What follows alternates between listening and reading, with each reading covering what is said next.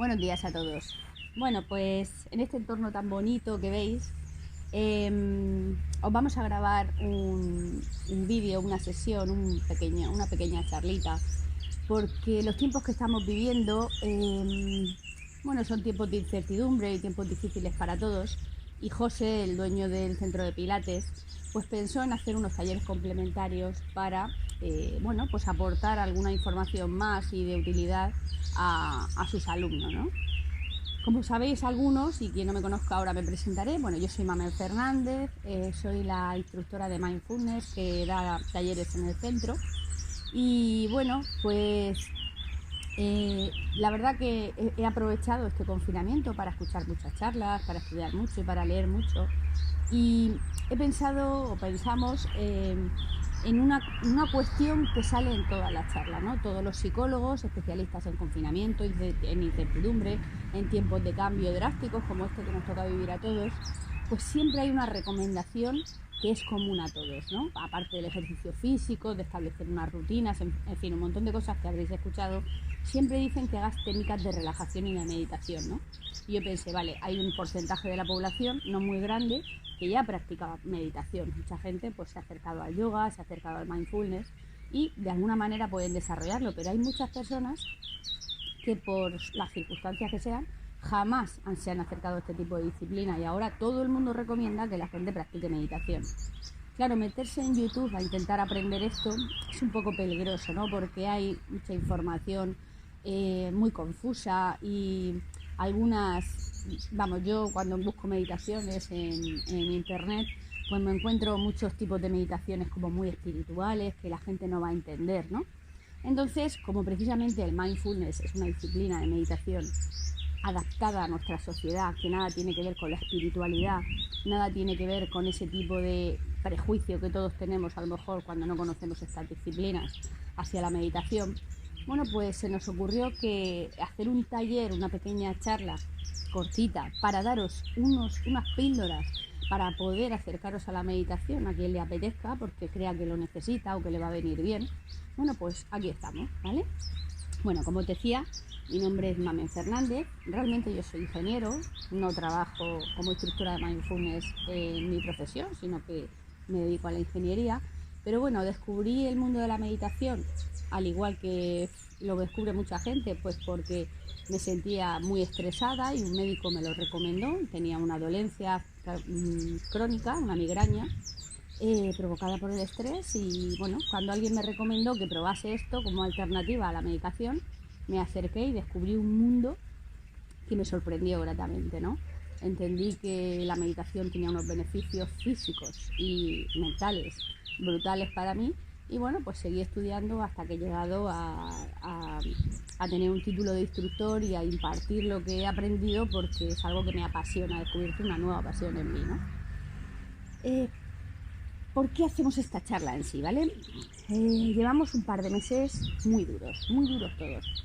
Hemos tenido que pasar un confinamiento muy estricto que jamás se nos hubiera pasado por la cabeza y que trae unas consecuencias físicas y emocionales enormes para todos. Esto está demostrado. Físicas, evidentemente, porque dejamos de movernos, nuestra actividad diaria, aunque no la percibimos, es alta. Y aunque vivimos en un mundo muy sedentario, es verdad que cuando no puedes salir de tu casa, no solo eres una persona que te conviertes en sedentaria, sino que estás rozando el límite de no movilidad básico para tu salud. Entonces, por eso, todos los sitios donde hayáis escuchado recomendaciones para el confinamiento, es tan importante el ejercicio físico en casa. De hecho, ayer la gente empezó a salir a correr y he hablado con varias personas que son aficionados al running y que cuando ayer se pusieron a correr decían que las piernas no les funcionaban. Claro, 40 y pico días son muchos días sin mover tus piernas al ritmo que están acostumbradas y la musculatura se atrofia rápidamente. No sé si alguna vez os habéis roto algún hueso, yo sí. Y cuando te quitan una escayola después de 20 y pico días, has perdido toda la masa muscular. Entonces es fundamental el ejercicio físico. Por eso lo primero que hizo el centro de Pilates fue poner las clases online para que la gente siguiera practicando estiramientos y haciendo lo básico para mantener los tonos musculares necesarios que al salir no nos pasara una factura muy gorda. Pero el confinamiento tiene muchas más consecuencias, ¿no? una de las más importantes es que hemos perdido de momento nuestra forma de vida. La forma de vida que teníamos y que entendíamos, donde teníamos libertad absoluta de movimiento, libertad de relación, libertad de contacto físico, que es tan importante para el ser humano, pues la hemos perdido. Entonces estamos todos un poco como expectantes, ¿no? Porque sabemos que podremos recuperarla, pero no sabemos cuándo. Esto no va a ser ni un mes ni dos, sino que hasta que no esté solucionado el problema, si conseguimos solucionarlo, si ese virus no va mutando y nos va ganando la batalla, de momento no la vamos a recuperar, ¿no? Entonces, ¿qué nos va a traer esta pérdida de nuestra forma de vida? Pues en primer lugar nos va a traer pérdidas personales, porque hemos dejado de tener relaciones personales, muchas. Ya no solo a nivel familiar, que esas rápidamente las vamos a recuperar, ¿no? Las vamos a recuperar los que vivamos en la misma comunidad autónoma.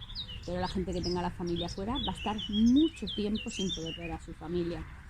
Además hemos tenido pérdidas personales, por supuesto, por los 20 y tantos mil muertos que llevamos. Hay muchas familias muy doloridas en este instante, ¿no?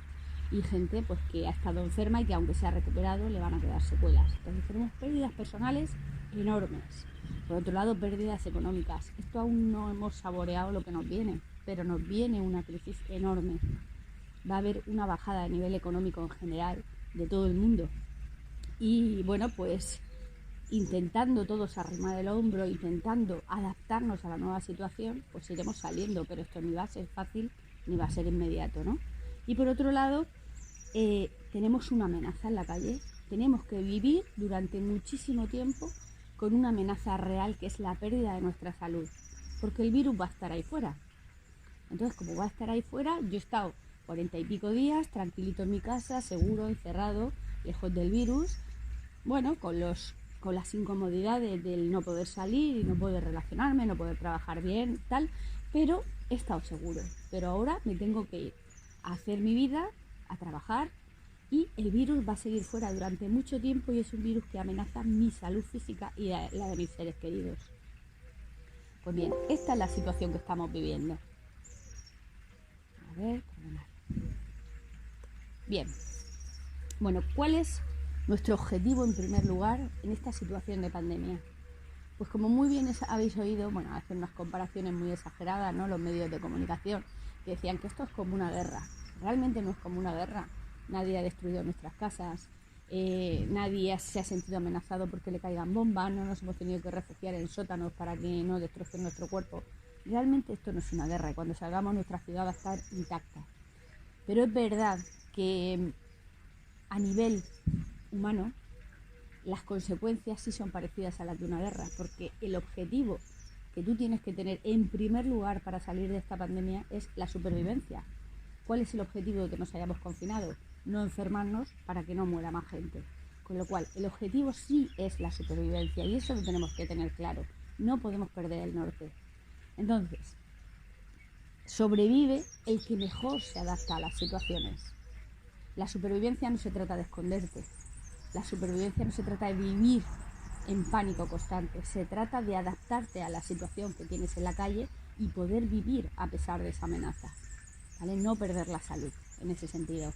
Entonces, tenemos que trazar estrategias que nos adapten, ¿no? Que nos puedan permitir salir de nuestro confinamiento, pero sin demasiado daño, ni físico, ni económico, ni emocional, ¿no? Porque salir tenemos que salir. Pero cuando termine esta situación, en función de cómo haya gestionado estos meses o estos años que nos quedan, pues tendrán más o menos daño físico, emocional y económico.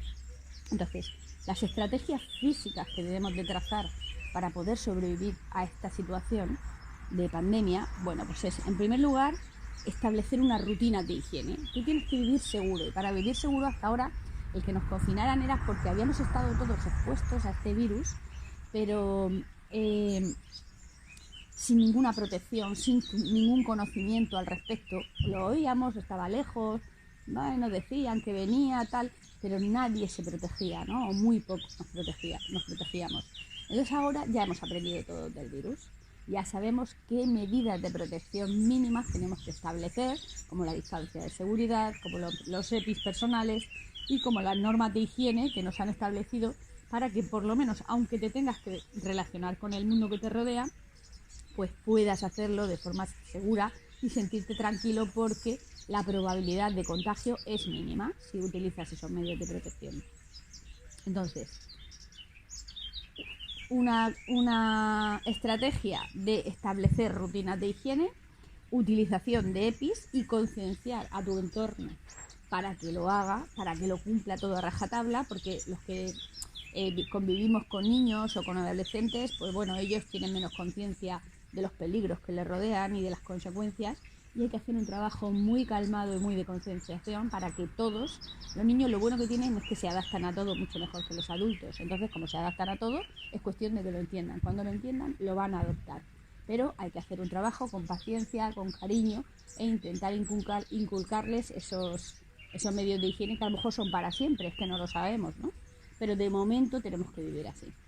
Y luego está el no bajar nuestro sistema inmunológico, pensar que lo que nos amenaza ahí fuera es un virus. Y hacia un virus, el arma más potente que tú tienes de lucha contra ese virus es tu sistema inmunológico. Y muchas veces desconocemos determinadas cosas que hacemos que bajan nuestro sistema inmunológico. Y ahora tenemos que aprender sobre este sistema que tiene el cuerpo humano para mantenerlo lo más alto posible en la medida en que sea posible, ¿no? Entonces, para mantener nuestro sistema inmunológico, evidentemente es fundamental una buena alimentación, es fundamental el ejercicio y es fundamental el bajar nuestros niveles de estrés. Cuando hablemos ahora dentro de un rato del estrés, veréis por qué el estrés es tan importante, intentar bajarlo para no perder propiedades en nuestro sistema inmunológico. Bien, ¿qué emociones nos van a acompañar en estos meses que nos quedan o en estos años? No lo sabemos, ¿no? Pues en primer lugar, bueno, tenemos que decir que la gestión emocional ahora mismo es clave para poder adaptarnos a esta situación. Debemos permitirnos una correcta gestión emocional. Se trata de permitirte vivir todas las emociones que te acompañan en cada momento.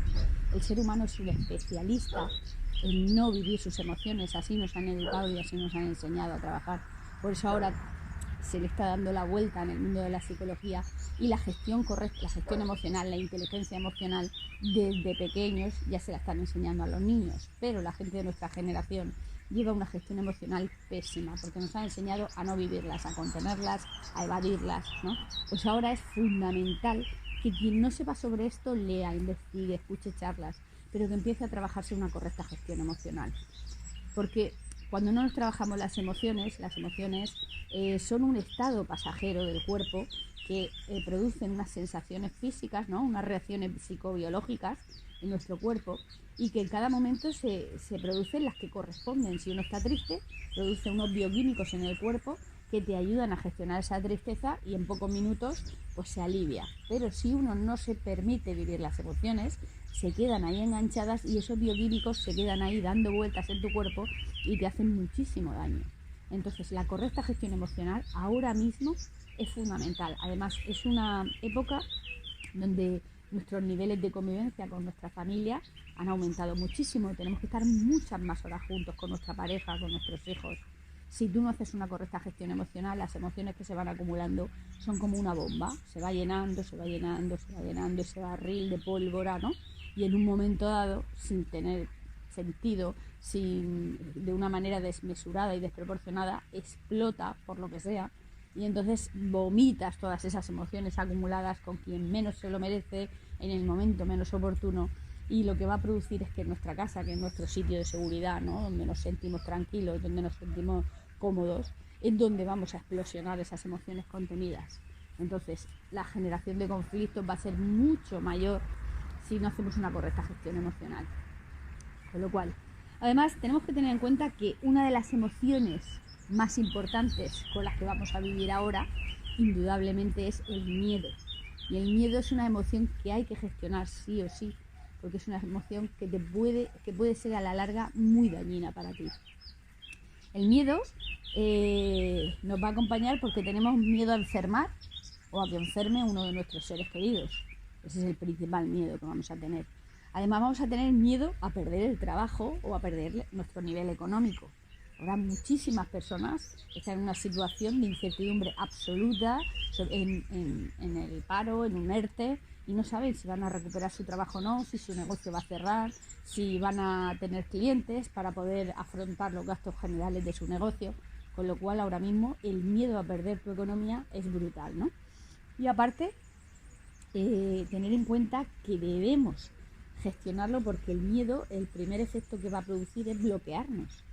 El miedo, cuando se apodera de ti, cuando no eres capaz de gestionarlo como una emoción, te va a bloquear, y lo que va a hacer es impedir absolutamente que encuentres esos caminos adaptativos que necesita tu vida para poder salir de la situación en la que te encuentres, bien sea una situación económica complicada o una situación de salud. Pero el miedo te va a bloquear completamente. Además, el miedo, cuando se engancha en nosotros, tener en cuenta que puede terminar, si uno vive en estado de miedo continuo, termina generando patologías tipo ansiedad o depresión finalmente. Con lo cual, imaginaos, si no hacemos una correcta gestión del miedo, vamos a salir muy dañados psicológicamente de esta situación. ¿Cómo nos podemos trabajar el miedo? Pues bien, el miedo es una emoción básica. Tenemos que tenerlo en cuenta. Esto significa que nacemos con ella. El miedo no se aprende. Del niño, desde que nace, ya tiene la emoción del miedo en sí. Y es una emoción básica porque tiene una función fundamental en nuestro cuerpo para la supervivencia, precisamente. El miedo es una emoción que nos pone en alerta ante un peligro para que pongas tus mecanismos de defensa al loro para poder sobrevivir ante cualquier situación que, bueno, pues que tu cuerpo, tu cerebro entiende que son de peligro para tu vida, ¿no? Entonces, en primer lugar, el miedo es una emoción necesaria. Es importantísima. Imaginar, si el hombre no hubiese tenido la emoción del miedo, pues no hubiera sobrevivido a sus depredadores naturales, ¿no? En la prehistoria. Gracias al miedo elaboró sus estrategias para poder escapar de ellos, a pesar de que nuestra condición física era mucho menor que la de los propios depredadores, ¿no? Bien, pues esto está todo muy bien, ¿no? Pero cuidado con engancharnos al miedo, ¿no? Porque cuando permitimos que el miedo nos domine, como os decía antes, nos quedamos completamente bloqueados, ¿no? Para la adaptación.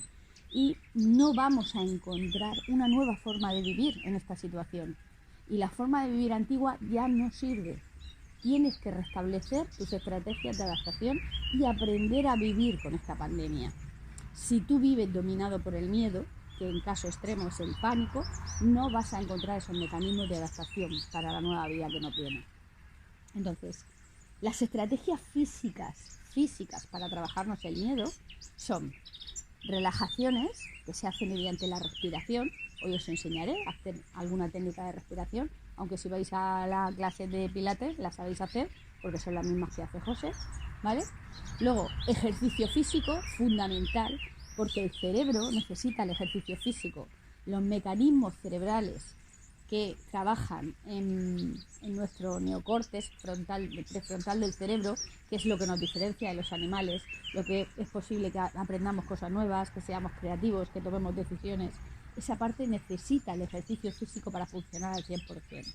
Entonces necesitas hacer ejercicio físico, aunque no salgas a la calle, ni a un centro, ni a un gimnasio. Luego, la meditación y el yoga. La meditación y el yoga van unidos de la mano porque complementan movimiento y meditación, ¿vale? La meditación ahora se ha hecho importantísima. Yo he escuchado no sé cuántas charlas sobre el confinamiento, sobre estrategias de adaptación, y en todas ellas nombran la meditación. La meditación, sí, para mí ya era crucial para poder llevar una vida tranquila, para poder bajar nuestros niveles de estrés, para poder hacer una correcta gestión emocional. Pero ahora se ha hecho una cuestión de supervivencia. Si no queremos salir dañados de esto y queremos estar medianamente equilibrados, tenemos que intentar practicar algo de meditación. Bien, ¿cómo vamos a evitar que nos domine el miedo? Tenemos que buscar estrategias para que no nos domine, para que no nos gane la batalla, para no vivir en constante estado de miedo, porque entonces vamos a salir muy dañados. Pues bien, lo primero que tenemos que hacer es aceptar esta nueva situación. Esta nueva situación, como ya habréis oído, ha venido para quedarse. No va a ser ni un mes, ni dos, ni tres. No vamos a ir a la playa en verano, no vamos a poder viajar a corto plazo. Esto ha venido para quedarse y dentro de un año seguramente vamos a estar hablando de lo mismo. A lo mejor ya estamos en una fase más avanzada de tratamientos para hacer la enfermedad, a lo mejor la vacuna se acerca, pero nos queda mucho tiempo así. Y mucho tiempo así, si no te lo gestionas, no se puede sostener, te va a ganar la batalla. Entonces tenemos que adaptarnos y aceptar que esta situación ha venido para quedarse, que nuestra vida ha cambiado, si no queremos estar enganchados al miedo de forma continua. Entonces, como hemos perdido nuestra forma de vivir, es una pérdida súper importante. Tenemos que aceptar que es una pérdida súper importante, que no es un paréntesis cortito, porque un paréntesis de 2 meses ya es un paréntesis importante, pero si esto va a durar 1 año y medio, por ejemplo, es que eso no es un paréntesis, es que 1 año y medio de tu vida no te lo puedes saltar, no puedes hacer una especie de paréntesis, me quedo aquí bloqueado, quieto, no acepto y ya volveré a mi vida normal. No, te va a ganar, es demasiado tiempo. Entonces, como no puedes hacer eso, tienes que aprender a vivir de otra manera, con lo cual hay que aceptar que tu vida, la vida que tenías antes, de momento la has perdido. Y hay que pensar que la hemos perdido para siempre, porque aunque venga la vacuna, todo apunta a que las cosas van a ir cambiando, porque detrás de una pandemia puede venir otra. Entonces vamos a aprender a vivir de otra forma. Hay que aceptar que la vida que hemos tenido hasta ahora estaba muy bien, nos encantaba, pero que ahí se queda. También hay cosas muy negativas que vamos a dejar atrás, ¿vale? Porque estábamos todos acostumbrados a un ritmo de prisas, de ir corriendo a todos sitios, de no pasar tiempo con nuestros seres queridos, que de momento a eso se le ha apartado. Y el protagonista ahora es la familia, los tiempos en casa, el hacer las cosas más despacio, ¿verdad? Bueno, pues todo tiene su parte buena y su parte mala en la vida. Lo que tenemos que tener claro es que la forma de vivir de ahora es diferente y hay que aceptar que hemos perdido la vida que teníamos, ¿vale? La forma de vivir que teníamos. Entonces, cuando tú pierdes algo, tienes que trabajártelo emocionalmente. ¿Por qué? Porque hay que hacerle un duelo. Cuando tú pierdes a un ser querido, si no haces el duelo de esa pérdida, te quedas enganchado en ese sufrimiento, en ese dolor y no lo superas nunca y emocionalmente al final termina contigo. Caes en una depresión, unos cuadros de ansiedad o lo que sea, ¿no? Pues aquí pasa exactamente lo mismo. El que se aferre a la vida anterior y no acepte que la ha perdido, al final no lo va a poder sostener y lo va a pagar emocionalmente de forma importante. Entonces, ¿cómo podemos hacer esta fase del duelo de la vida que hemos perdido? Bueno, pues las fases del duelo son las siguientes. La primera es la incredulidad. Estoy segura que las primeras semanas os las pasasteis igual que yo, mirando por las mañanas cuando levantabais y decías, esto no puede estar pasando. No puede estar pasando, tiene que ser una pesadilla. Esto parece una película de ciencia ficción. Esa es la fase de la incredulidad. Tú tenías una vida, de momento te levantas una mañana y ya no la tienes. No te lo crees. Pues esto ha ocurrido. Y esta fase hay que ir superándola. Ya llevamos mucho tiempo, muchas semanas, y yo creo que cada vez más os levantáis por la mañana y ya no tenéis la sensación de no me puedo creer lo que está pasando, ya te lo crees. Ya tienes claro que esto ha pasado, ¿no? La segunda fase del duelo es la ira. Me imagino que habréis observado a vuestro alrededor, o a lo mejor lo habéis sentido vosotros mismos, ese enfado, esa rabia. ¿Por qué? ¿Por qué ha tenido que pasar esto con lo bien que llevamos? La sociedad funcionaba, económicamente estábamos bien, estábamos empezando a sacar la cabeza de la otra crisis. ¿Por qué ahora, no? ¿Qué pasa en el mundo? Bueno, pues esa es la fase de la ira. Muchas veces la fase de la ira es muy peligrosa, porque si te quedas ahí enganchado, lo que haces es buscar culpables todo el día de lo que está pasando. Y como habréis observado, hay una actitud en las redes sociales, en los medios de comunicación, donde lo pusieras al principio, era todo odio, odio, odio. La culpa era de los políticos, luego de los médicos, luego de los chinos, luego de los americanos, luego de... La culpa no es de nadie. Esto es una pandemia. Es una enfermedad que afecta a nivel mundial. Y lo que tenemos que hacer es hacernos todos a uno para vencerla. Pero si nos quedamos instalados en la ira, además de que nos bloqueamos y no avanzamos, lo que haces es instalarte en un diálogo interno negativo que termina contigo rápidamente. Tu estado de ánimo es horrible, tu ambiente es horroroso en casa y al final lo único que ves es un túnel sin salida, ¿no? Entonces, la fase de la ira, bueno, pues al principio yo la veía muy potenciada en todos sitios. Ahora parece que se va calmando, lo que pasa es que la clase política que nos rodea no ayuda. Vivimos, por desgracia, en un país donde la clase política no aúna esfuerzos, sino que al revés, siempre busca distanciamiento, siempre busca, bueno, pues ganar su propia batalla. Y por desgracia, en los medios de comunicación no nos acompaña el poder ir abandonando esas fases de la ira y siempre nos están poniendo culpables delante. Pero bueno, Es una fase que cada uno se tiene que gestionar como considere oportuna. Emocionalmente hay que gestionarse esa ira. Esa ira no la puedes tener dentro, no la puedes acumular porque vas a explotar en tu casa y la vas a pagar con tus seres queridos. Entonces, no os paséis el día vomitando odio porque no os sirve para nada. No va a cambiar las circunstancias. La siguiente fase del duelo es la negociación. Todos hemos buscado alternativas a esto no está pasando y si está pasando se va a acabar. Si no, ¿cuántas veces os habéis dicho? Cuando acabe el confinamiento me voy a meter en una fiesta. Cuando acabe el confinamiento he quedado a tomar cerveza con 50.000 personas. Cuando acabe el confinamiento me voy a ir de viaje al Caribe. Cuando acabe el confinamiento no vas a hacer nada. Porque no te van a dejar. Porque esto ha venido para quedarse. Entonces deja esa fase de negociación. Porque te está llenando de unas expectativas que luego te vas a frustrar. Tienes que ir aceptando que esto ha venido para quedarse. Y que cuando acabe el confinamiento vas a poder recuperar partes de tu vida, pero de una manera muy limitada y con mucha precaución, si no quieres que la enfermedad te gane la batalla. Entonces, la fase de negociación hay que ir pasándola ya, que mucha gente al principio solo era cuando pase el confinamiento, y ahora todo el mundo está buscando mascarillas para poder ir a trabajar, limitando o adaptando sus negocios para volver a tener clientes, etcétera, etcétera, que es lo que tenemos que hacer. Y luego viene una fase que es para mí la más dura, que es la fase de la tristeza. Cuando salgamos a la calle, empecemos a trabajar, empecemos a exponernos a la enfermedad con nuestras precauciones y retomemos nuestra vida, pero con muchísima más contención, entenderemos que sí hemos perdido la vida que teníamos. Cuando veamos que no vamos a poder celebrar las comuniones pendientes, cuando veamos que no vamos a poder irnos de vacaciones a la playa y circular libremente por ellas, cuando veamos que tenemos horarios de salida, cuando veamos que tenemos limitaciones de todo tipo, que hemos perdido la libertad que teníamos, entonces nos va a venir la fase de la tristeza. Y hay que estar preparado y entender que esa fase es necesaria para aceptar este duelo. Y que esa tristeza nos la tendremos que gestionar emocionalmente, para que no se quede enganchada en mí y no caer en un proceso de depresión. Y por último está la fase de aceptación. La fase de aceptación es la última del duelo y es en la que nos tenemos que quedar, la que tenemos que buscar, a la que tenemos que llegar y en la que nos tenemos que quedar.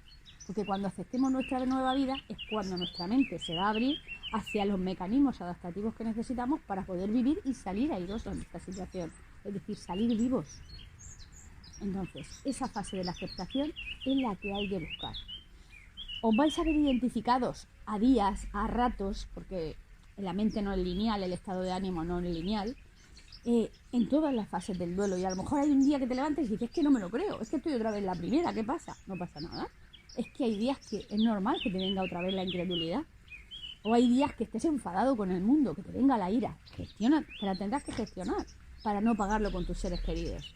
Pero al final, conforme vaya pasando el tiempo, a lo que tenemos que llegar es a la fase de aceptación. Y en la fase de aceptación, entender que hay que adaptarse a la nueva situación y aprender a vivir con lo que tenemos. Para esto los niños son unos grandes maestros.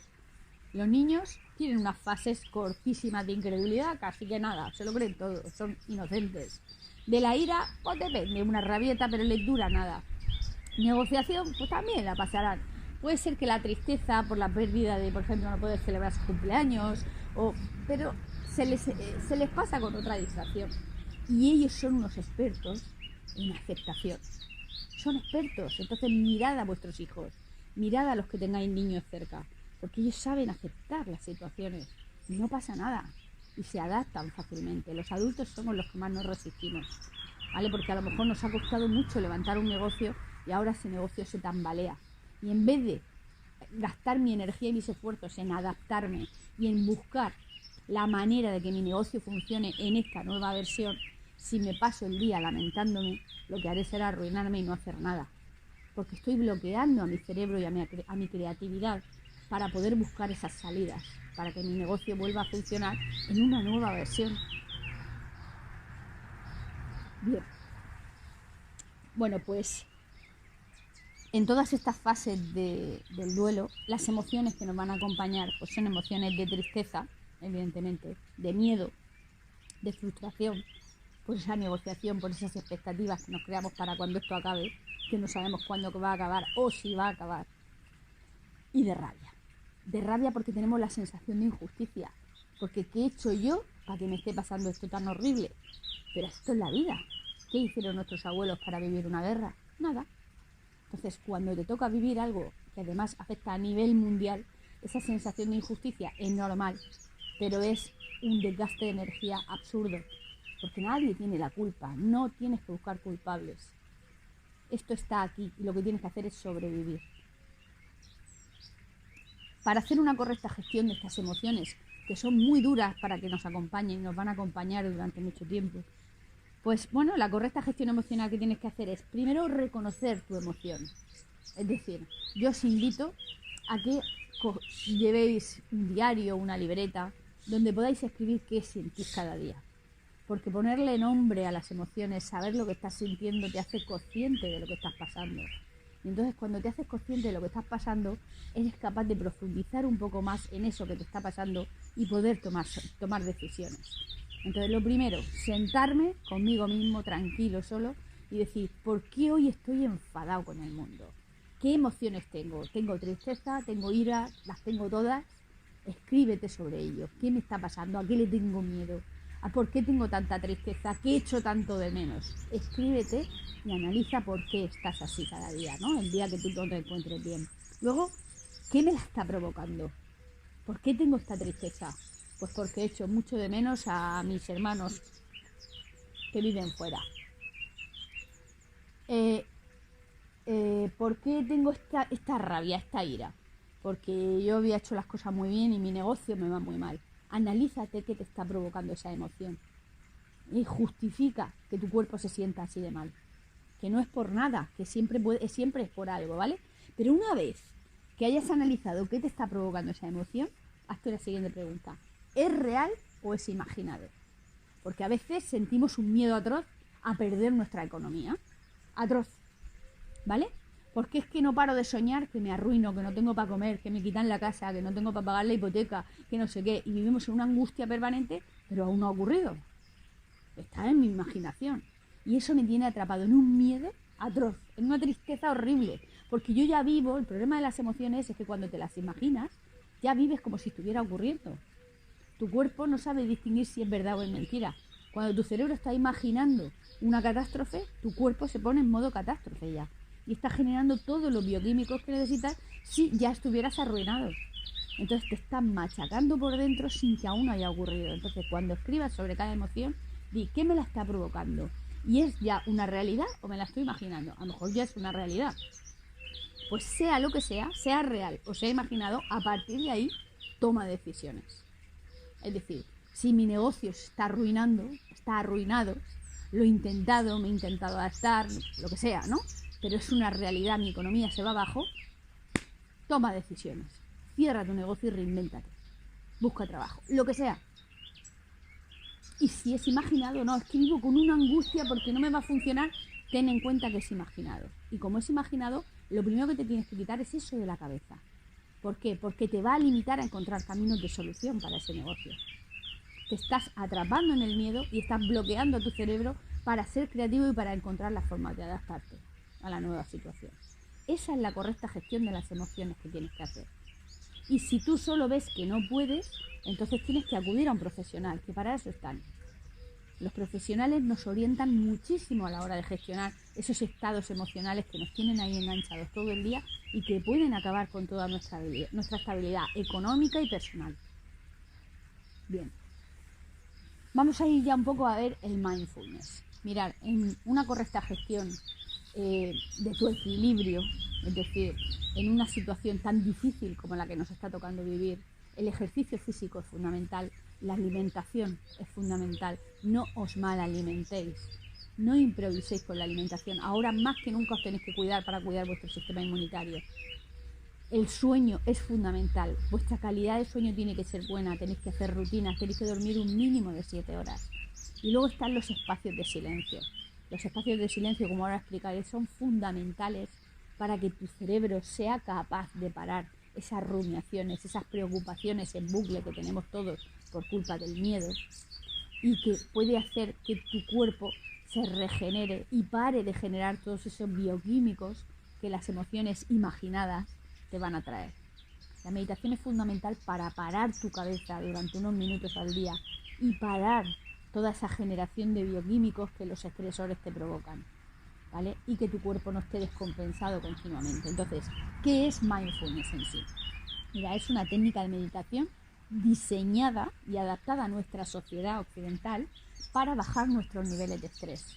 Nada tiene que ver con la religiosidad.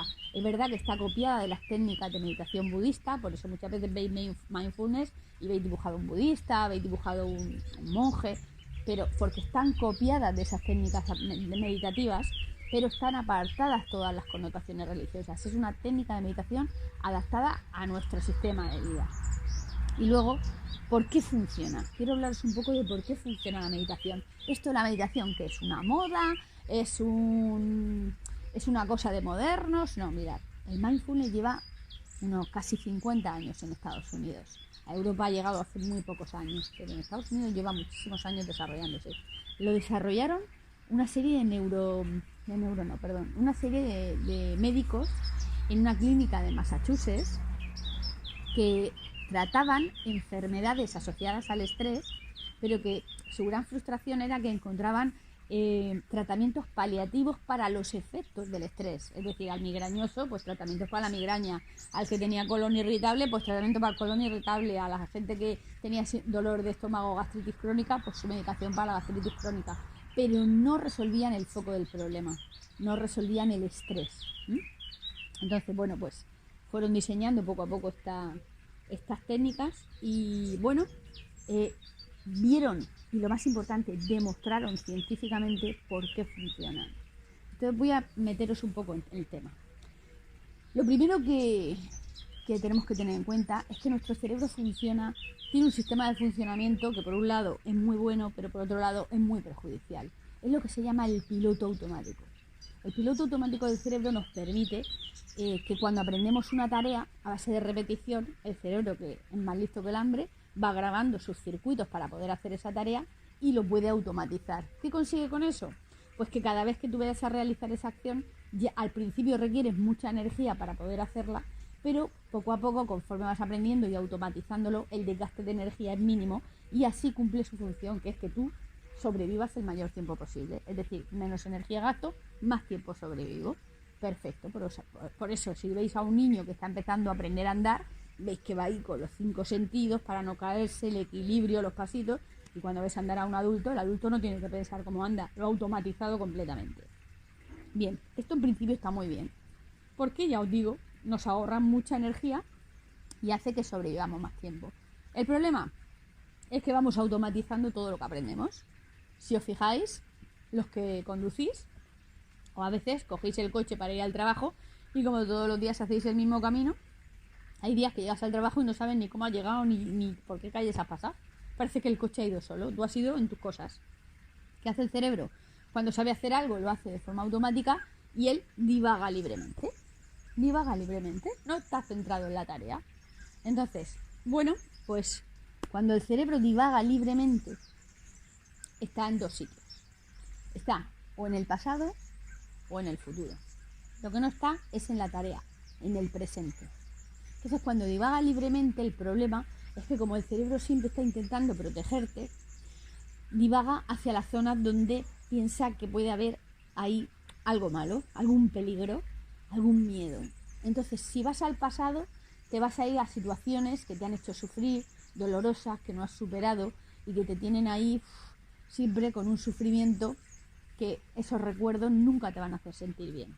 Y luego, si te vas al futuro, te vas a ir a preocupaciones que te asustan, pero que todavía no han ocurrido. Lo que pasa es que tu cerebro te quiere poner en alerta para que no te ocurran. Entonces vas a ir en modo sufrimiento. ¿Y sabéis qué porcentaje de nuestro tiempo, en el tiempo que estamos despiertos, sabéis cuánto tiempo va en automático? Pues más del 60% de nuestro tiempo. Entonces, más del 60% de nuestro tiempo, nuestro cerebro está divagando libremente hacia preocupaciones del futuro o hacia situaciones desagradables y sufridas del pasado. Con lo cual, el 60% de nuestro tiempo estamos sufriendo, más las situaciones de sufrimiento real que te trae el presente. Con lo cual, este es el origen de por qué hay tantas dolencias asociadas al estrés. Porque no somos capaces de estar presentes en lo que estamos haciendo y dejamos divagar libremente a nuestro cerebro. Mirad, en nuestro cerebro hay dos partes fundamentales que quiero que tengáis en cuenta. Una es la amígdala y la otra es el hipocampo. La amígdala es la parte del cerebro que se conecta a la primera cuando siente que hay peligro, ¿vale? Esa amígdala viene del cerebro reptiliano, del cerebro más primitivo del ser humano, pero que no lo hemos perdido, aunque luego ha ido evolucionando. El cerebro más primitivo sigue ahí con nosotros. Y cuando se detecta un peligro, sea real o imaginado, lo primero que se conecta es la amígdala. Y la amígdala empieza a mandarle señales a tu cuerpo para que ponga en marcha todos los bioquímicos necesarios para estar preparado para atender un peligro. Esa respuesta que la amígdala prepara solo puede ser huida, lucha o bloqueo.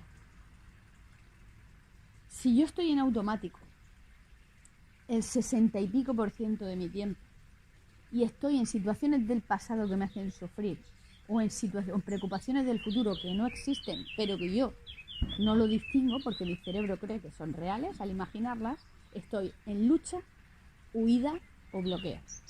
Y esos son mis estados de ánimo cuando estoy en automático. Entonces, luego tenemos otra parte del cerebro importantísima, que es el hipocampo. El hipocampo es el responsable de la creatividad, de los estados de paz, de los estados de felicidad. Es el responsable de que seamos capaces de aprender cosas nuevas. Y es el responsable de coger la información para luego mandar al neocórtex la información necesaria para poder tomar decisiones y solucionar problemas.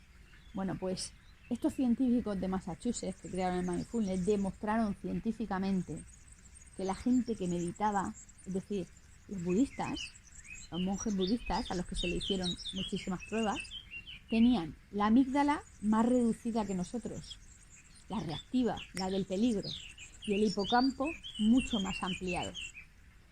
Y nosotros teníamos una amígdala bastante más grande de tamaño y un hipocampo más pequeño.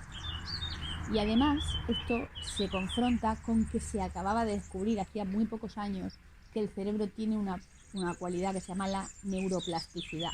Eso significa que el cerebro puede cambiar de tamaño en función de cómo lo utilices. Se pueden desarrollar nuevas neuronas y nuevas conexiones neuronales que hacen que tus componentes cerebrales cambien de tamaño.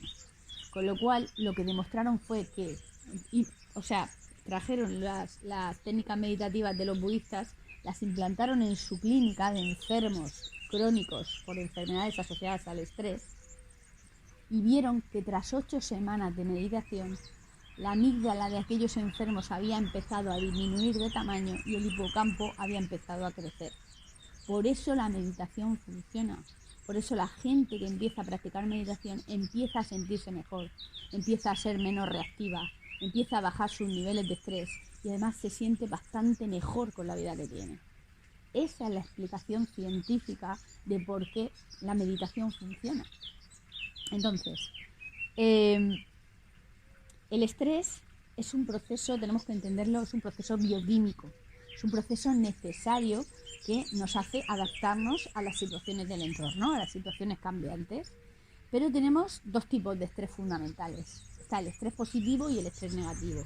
El estrés positivo es ese pequeño nivel de estrés que te conecta, que te pone al 100% cuando te vas a enfrentar a un reto. Por ejemplo, cuando vas a entrar a un examen. Tú has estudiado, ¿no? Y tienes ese pequeño nerviosismo, ese pequeño nivel de estrés que te tiene súper activado y das lo mejor de ti en el examen. Y cuando terminas el examen te entra un bajón y un cansancio porque has gastado muchísima energía con esos mecanismos de estrés activados todo el tiempo, pero te han ayudado. Realmente el estrés ahí es positivo.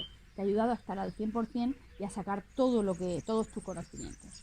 El problema del estrés es que cuando te desborda, se te va de las manos. Si tú eres una persona que no se controla, emocionalmente eres más flojo, pues ese nivel de estrés va subiendo, y si no para, al final los bioquímicos que se generan en tu cuerpo son tan altos, sus niveles son tan altos, la hormona del cortisol, tu ritmo cardíaco sube, tus palpitaciones las notas, tu sangre circula muchísimo más rápido, tu sistema digestivo se contrae demasiado. Y por otro lado, el neocórtex, que es la parte prefrontal del cerebro que nos ayuda a pensar, esa parte cede mucho de su riego sanguíneo a tus músculos, porque tu cuerpo entiende que tiene que estar preparado para lucha, huida o bloqueo. Entonces, como parte de la sangre del cerebro se va a tus músculos, esa parte que es la que te ayuda a hacer ese examen, se pierde parte de su efectividad.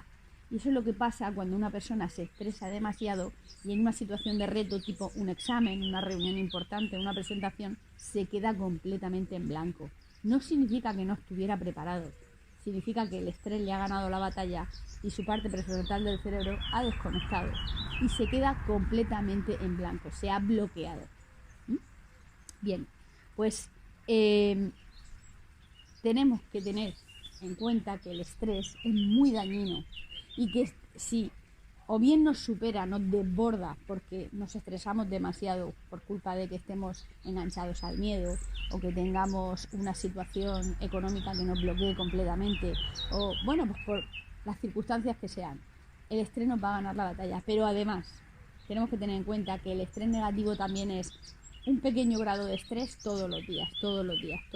Si tú todos los días tienes tu cuerpo contaminado por la hormona del cortisol y por todas esas funciones vitales que se alteran cuando estamos en modo estrés, si tú estás todos los días sometido a ese estrés, al final se convierte en estrés negativo.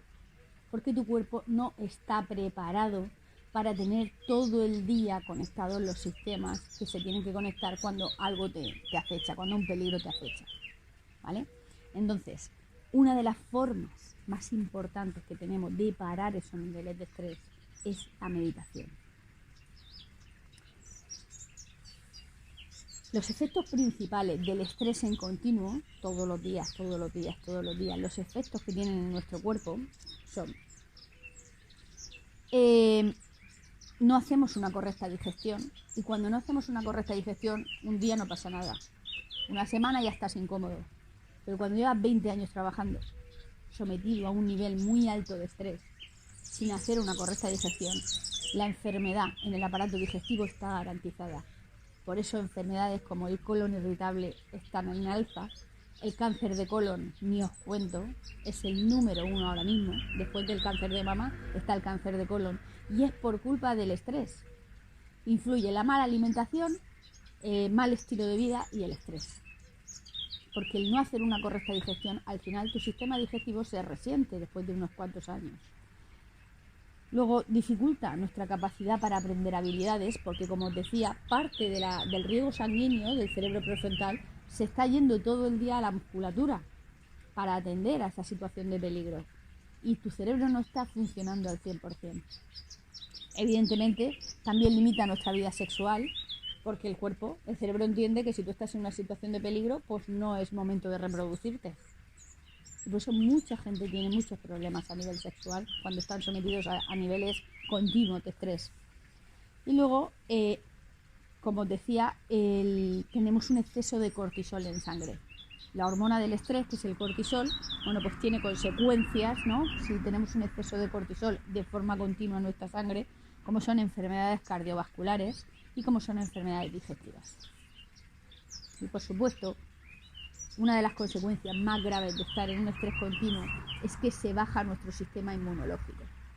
Cuando nosotros no hacemos una correcta digestión, el estómago o el intestino tiran del sistema inmunológico para poder terminar de digerir lo que tu cuerpo es incapaz de hacerlo por sí mismo. Tú bloqueas determinadas funciones digestivas por culpa del estrés y al final, como tú necesitas digerirlas sí o sí, se tira del sistema inmunológico para terminar esos procesos digestivos y bajas tus defensas frente a virus y bacterias. Bueno, pues una vez entendido por qué es importante la meditación, qué es el estrés, cómo podemos paliar un poco esos efectos del estrés en continuo en los que vivimos, y ahora vamos a estar sometidos porque el miedo nos acecha, la crisis económica nos acecha y todo eso nos va a estresar, pues tenemos que intentar equilibrar nuestro cerebro y nuestro cuerpo para que el estrés no nos gane la batalla, para no terminar enfermos y sobrevivir en esta situación. Entonces la meditación realmente no es el ponernos la mente en blanco, no es empezar a tocar campanillas, no es nada de eso. La meditación es un entrenamiento mental. Es un entrenamiento mental para poder mantener nuestra mente en conciencia plena. Nosotros tenemos que evitar que nuestra mente divague libremente al pasado y al futuro y nos tenga todo el día rumiando esos miedos, esas frustraciones, esos peligros. Y tenemos que estar centrados en lo que tenemos que estar, que es en tomar nuestras precauciones para no contagiarnos del virus, tener clara una estrategia de adaptación económica para que pueda sobrevivir económicamente ante esta situación y luego mantenerme equilibrado emocionalmente para no acabar con una depresión. Y esos son mis 3 bloques de trabajo y eso solo lo puedo hacer en conciencia plena. ¿Cómo puedo hacer eso? Entrenando mi mente para estar el máximo de tiempo posible en conciencia y no en automático. ¿Vale? Bien. ¿Cómo hace esto mindfulness? Bueno, pues el intentar mantenernos en conciencia plena, el mindfulness lo que hace es trabajar una meditación para que tú estés atento a tu respiración y a tu cuerpo. Es muy sencillo, jamás va a ser en silencio, siempre son audios de meditación para guiarte y lo único que te van a invitar es a que pienses en tu meditación, en tu respiración, y en tu cuerpo, en tus sensaciones corporales. Vale. Evidentemente esto no es un taller de mindfulness, esto es una pequeña charla de por qué es importante meditar y daros una píldora para los que queráis intentarlo y no os tengáis que meter en páginas muy raras de internet que os puedan confundir, porque cuando uno empieza a meditar, como es una parada en seco de la locura de pensamientos que llevamos, hay gente que me ha dicho, yo es que me puse a meditar mirando un vídeo de internet y me pasmé porque empecé a sentir cosas raras, porque me entró pánico, porque de momento el no hacerlo con una guía un poco segura te puede llevar a una situación todavía peor, ¿no? Por intentar meditar por libre. Entonces de eso se trata, de daros aquí una técnica sencillita y os pasaremos, además de este vídeo, un audio de meditación para que podáis practicarlo en casa si queréis. Entonces, cuando hacemos un taller de mindfulness, los talleres de mindfulness duran 8 semanas por aquello de que los efectos a las 8 semanas son muy palpables, si se profundiza en esta técnica, bueno, pues además se descubre que se hace un proceso de autoconocimiento precioso, pero aquí en esta charla no nos da tiempo a hacerlo, ¿vale? Solo vamos a trabajar la técnica puramente de meditación, de atención a la respiración y atención al cuerpo. Bueno, pues lo primero que tenemos que hacer es encontrar una postura de meditación. La postura de meditación, pues bueno, como me imagino que habréis visto todos, como está copiado de los meditadores de la zona de Oriente, realmente esta postura es ideal, es cómoda, ¿no? Porque lo que haces es, el hacer esta postura es para triangular las piernas, que el peso de nuestra espalda no caiga sobre las lumbares y no hacernos daño. Ese es el único objetivo, ¿vale? Pero yo siempre digo que en mindfulness no hay postura obligatoria. Puedes meditar sentado en un sillón, puedes meditar tumbado, puedes meditar sentado en un zafú de meditación, el típico cojín redondo que utilizan los meditadores. Puedes meditar sentado en un cojín normal de tu casa. Sí, siempre doy un consejo, tienes que sentarte lo suficientemente cómodo para no tener que moverte, que no se te duerman las piernas, porque a lo mejor en esta postura hay gente que a veces se le duermen las piernas hasta que se acostumbra. Tienes que estar lo suficientemente cómodo para no moverte, pero lo suficientemente incómodo para no dormirte, porque la meditación tiene un problema y es que te relajas un montón. Al relajarte un montón tienes mucho peligro en quedarte durmiendo. Y entonces la meditación pues no es tan efectiva. Te has relajado, eso sí, nunca es mala, pero el objetivo de la meditación no es que te quedes durmiendo, es que pares tus pensamientos y que estés en conciencia plena. Es un entrenamiento de la mente. Entonces un entrenamiento nunca es para dormirse, un entrenamiento hay que estar al revés, súper concentrado, ¿no? Entonces, suficientemente cómodo para no necesitar moverte, suficientemente incómodo para no dormirte. Cuidado con los que lo hacéis tumbado. Bien, la meditación lo ideal es practicarla todos los días. La meditación que os vamos a pasar, si no me equivoco, es de 7-8 minutos. 7-8 minutos tenemos todos los días. Te tienes que ir a un sitio tranquilo, donde te puedas sentar, donde nadie te moleste. Porque lo bueno de la meditación es que la tienes que hacer seguida, sin pararla, porque entonces te saca del estado de meditación. Se entra en un estado de semi-inconsciencia, que estás, pero no estás, ¿sabes? Estás ahí como en un limbo y claro, si te interrumpen, no va a ser efectiva. Y luego, bueno, pues la postura para sentarnos, te sientes donde te sientes, es sentado con la espalda recta. Si al principio no tienes costumbre y no te apoyas en nada, puede ser que termines cargando las lumbares y te duela la espalda. Yo estoy súper acostumbrada y puedo estar aquí todo el tiempo que quiera. Pero los principiantes, si no has practicado nunca meditación, yo te recomiendo que te apoyes en una pared para poder estar con la espalda erguida, con la espalda recta, que eso sí que es importante, pero que no vayas echándote hacia adelante y entonces pierdas y te terminen doliendo las lumbares, ¿vale? Te apoyas en una pared si no tienes experiencia, pero espalda recta, los hombros relajados, caídos, los brazos caídos encima de las piernas, súper relajados, las palmas de las manos hacia arriba, ¿vale? Siempre se os recordará la postura antes de empezar la meditación en el audio. La cara relajada, porque muchas veces estamos con el cuerpo relajado y tenemos el ceño fruncido, porque estamos en modo de concentración. No, relajas tu cara y cierras los ojos. Esa es la postura ideal de meditación. Tienes que buscar tu rincón, tu sitio, donde estés bien, donde estés cómodo y sepas que no te vas a dormir, ¿vale? Bien, y por último se hace una respiración donde se te va a pedir que prestes atención al cuerpo y a la respiración, ¿vale? Entonces, si os parece, vamos a empezar a practicar esta meditación. Voy a abrirme el audio. Quiero que vayas empezando a buscar una postura para sentarte cómodo mientras yo busco el audio. Muy bien. Bueno, está ya, espero que si no estás sentado para el vídeo y cuando estés sentado lo vuelves a arrancar, ¿vale? Entonces, arrancamos. Siéntate en un lugar cómodo, con tu espalda erguida, tus hombros relajados, tus brazos apoyados encima de tus piernas, palmas de las manos hacia arriba, tu cara relajada. Estira tu cuello y recoge un poquito el mentón hacia el pecho para tener tu cuello bien estirado. Cierra tus ojos y vamos a empezar tomando 3 respiraciones profundas, inhalando por la nariz y exhalando fuerte por la boca. De esta forma vamos a dejar marchar pensamientos y emociones que traíamos antes de esta práctica. Inhala y exhala fuerte. Inhala por la nariz y exhala. Inhala y exhala. Y a partir de este momento, respira a tu ritmo, sin forzarlo, solo por la nariz, de una manera tranquila, pausada. Piensa que no hay ningún sitio a donde ir y no hay nada que hacer.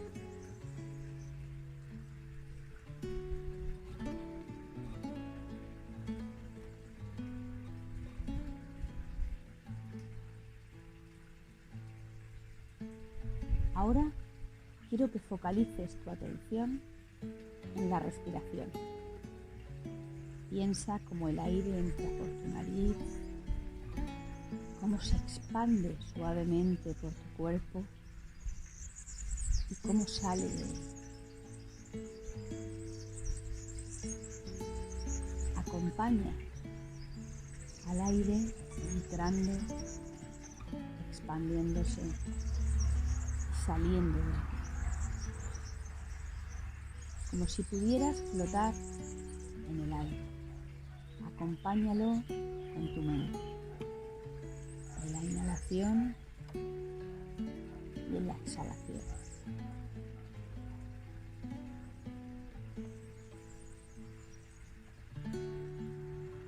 Observa ahora cómo con cada inhalación se produce una expansión en la zona de tu pecho.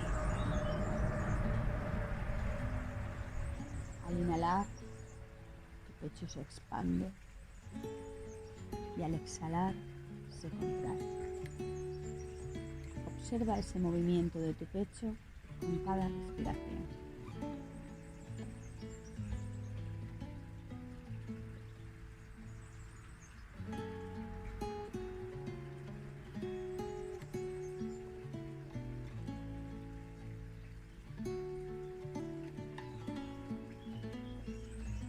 De la misma forma, vamos a observar ahora el movimiento que se produce en tu vientre con cada respiración. Observa cómo tu vientre se inflama ligeramente en la inhalación y cómo se vacía en la exhalación. La respiración abdominal es fundamental para encontrar un estado de relajación cuando medites. Inhala pensando en cómo se expande tu vientre y exhala mirando cómo se contrae. Acompáñalo con tu pensamiento, inhalando y exhalando.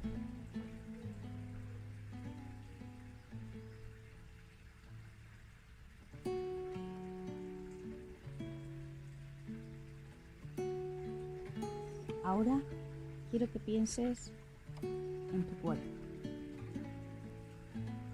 Observa tu postura en este momento.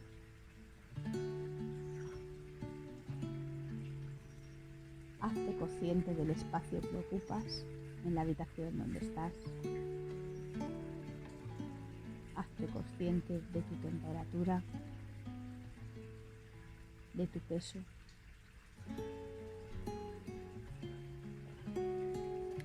E intenta pensar en todas las sensaciones corporales. Observa cómo se encuentran tus pies, tus piernas, tu abdomen, tu espalda, tu pecho, tus hombros, tus brazos, tu cuello, tu cabeza. Y mira a ver si percibes alguna ligera tensión o contractura en alguna parte de tu cuerpo. Si así fuera, tan solo obsérvala y respira hacia esa zona, mandando aire fresco y renovador hacia esa zona de tu cuerpo que puedas percibir alguna ligera tensión. Tan solo respira, inhalando hacia esa zona y exhalando. Sigue respirando y sigue observando tu respiración. Sigue acompañando al aire cuando entra, cuando se expande por tu cuerpo y cuando sale de él a través de tu nariz.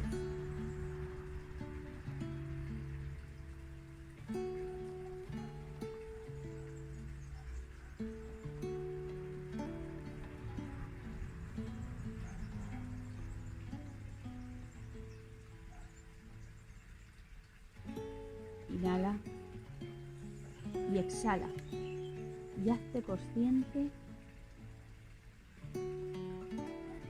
de esas sensaciones corporales que se producen en tu cuerpo. Si tu mente se va en la meditación, no pasa nada. Sin enfadarte, vuelve a traer tu atención a tu respiración y a tus sensaciones corporales. Es completamente normal que tu pensamiento se vaya.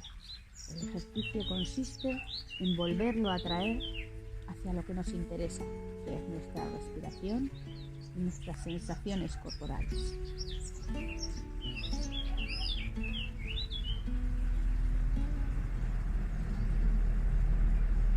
Ahora Vuelve a realizar 3 o 4 respiraciones más profundas, inhalando por tu nariz y exhalando por tu boca.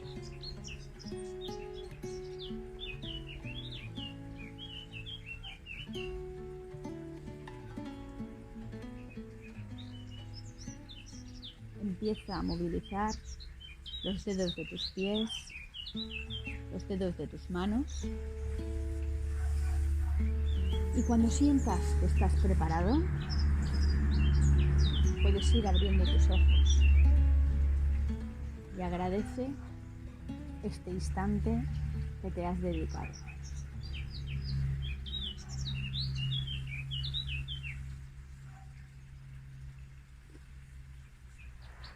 Muy bien, pues esto es un ejercicio de meditación. Esto es un ejercicio de mindfulness. ¿Qué hemos hecho con este ejercicio? Pues lo que hemos hecho no es ni más ni menos que parar ese estrés al que nos tiene sometidos las emociones de miedo y de preocupación que ahora nos acompañan. Con practicar esto una vez al día, vas a poder equilibrar tu cuerpo de todos esos niveles de cortisol y de todos los bioquímicos estresores que tu cuerpo pone en marcha para poder afrontar esta situación. Y lo que vas a hacer es conseguir un equilibrio mental y conseguir que tu cuerpo no pague esta situación con ningún tipo de enfermedad, ni emocional, ni psicológica, ni física. Con lo cual, mi recomendación es que te cuides mucho, que traces estrategias de protección y que te trabajes esas emociones con ese diario que te contaba. Y además practiques todos los días este pequeño ejercicio de meditación. Se te va a proporcionar mediante un audio de WhatsApp en los grupos del centro de Pilates. Desearos que os cuidéis mucho, que espero que podáis practicarlo, y si alguien tiene alguna duda o necesita algo más, recordaros que puede consultar en el blog que tengo al respecto, que se llama La belleza de la existencia. En ese blog, que es muy sencillo de manejar, te recomiendo que empieces a trabajar, va dividido por semanas, ¿vale? Hay publicadas 20 y pico semanas, y si a alguien le apetece explorar un poco más sobre mindfulness, cada semana se escribe un post hablando de un tema de mindfulness para ir profundizando. Además, se hace una serie de prácticas cuando lo leas, que verás que en la práctica formal, que es el audio de meditación, donde la primera semana vas a tener el que te vamos a mandar con esta charla, ¿vale? Aparte del audio de meditación que se propone cada semana, se os va a mandar una práctica informal, que es el hacer algo de tus rutinas diarias en conciencia plena, como entrenamiento alternativo o complementario a la práctica de la meditación. Luego se os habla del diario de mindfulness, ese diario que te he dicho que os cojáis para escribir lo que sentís. La escritura es un método fundamental para poder poner en orden nuestros pensamientos. Entonces, te recomiendo que cojas ese diario y que escribas sobre lo que sientes y lo que piensas para poder tomar decisiones con tranquilidad. Y luego, pues se os pone algunas noticias y charlas de interés que te puedan interesar si te gusta este tema. Siempre que encuentre una charla interesante, pues la subo al blog, ¿vale? Tienes ahí mucha información para leer, para investigar, y cuando vuelva a la normalidad, si te apetece, pues en el centro de Pilates seguiremos organizando talleres de mindfulness. Pues encantada de haberos dado esta pequeña charla, y ya sabéis que estoy a vuestra disposición para lo que necesitéis. Un abrazo.